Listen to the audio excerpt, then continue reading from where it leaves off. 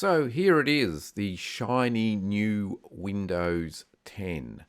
Over the weekend, I took the punt and upgraded from 8.1, which was on this computer, and now I have the shiny new version of Windows 10, and so far, so good.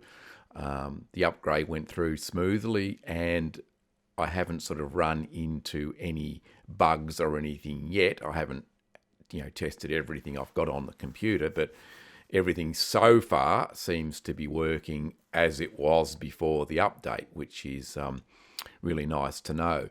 I just thought I'd do this little intro video just to show you Windows 10.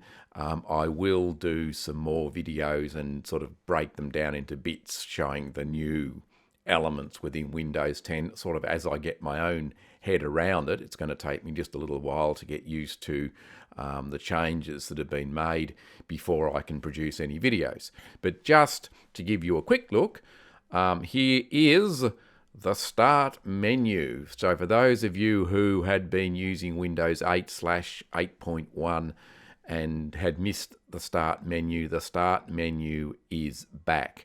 And you can see that the tiles now inhabit a much smaller area, although you can expand that by dragging it out. But you can type in if you're looking for an application or something like that. But the Start menu is definitely back, which is nice. So that, for those of you who missed it after upgrading from Windows 7, you now have a Start menu. So I think that's going to impress a lot of people. Also, you've now got Cortana, which is Microsoft's equivalent of Apple's Siri or the Google Now app. You can use it to talk to the computer and it will answer your questions and do stuff for you. At the moment that I recorded this video, Cortana speaks with a US accent. It hasn't really been regionalised yet for other countries. I think it's in the works that it will have an Australian accent very shortly and probably will hook to a bit more local content. But so far so good. It actually works, so you can actually have a play with it, click on it, ask it questions and see how you go. And across here you can see there is now a unified sort of notification area. I call it the action center. So I haven't had many, thankfully, I haven't had many system notifications that anything is wrong, but this is where you will find your system notifications. And plus you can access things such as your system settings. So for example, if I click on all settings, you can see that it's broken up and quite easy to access.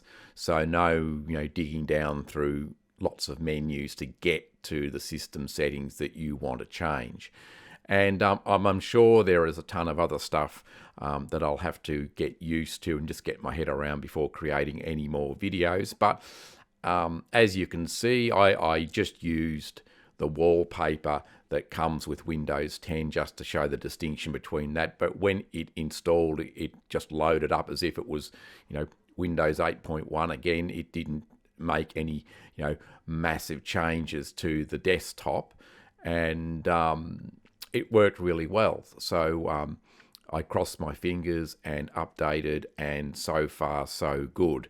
If you're going to update, it's important that before you do, you make sure that you back up your system, that any data that you can't afford to lose, if something happened, you back it up so that it is off the computer on maybe a portable hard drive or USB flash drives.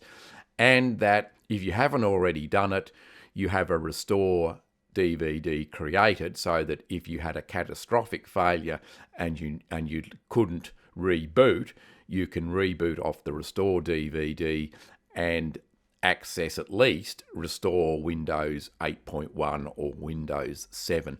Don't just go ahead and update without doing this, because my system so far had no problems, I can't vouch, of course, that every system is going to be as smooth. It's always sort of a bit of Rafferty's rules when a Windows update of this magnitude gets pushed out. So that's it. It's just a very quick video showing you, here it is, here's Windows 10, it's arrived, and in the next week or so I will be breaking it down into smaller bite-sized bits of the various new elements of Windows, so that even if you haven't upgraded or you're thinking about upgraded, you can have a bit of an idea on what has changed.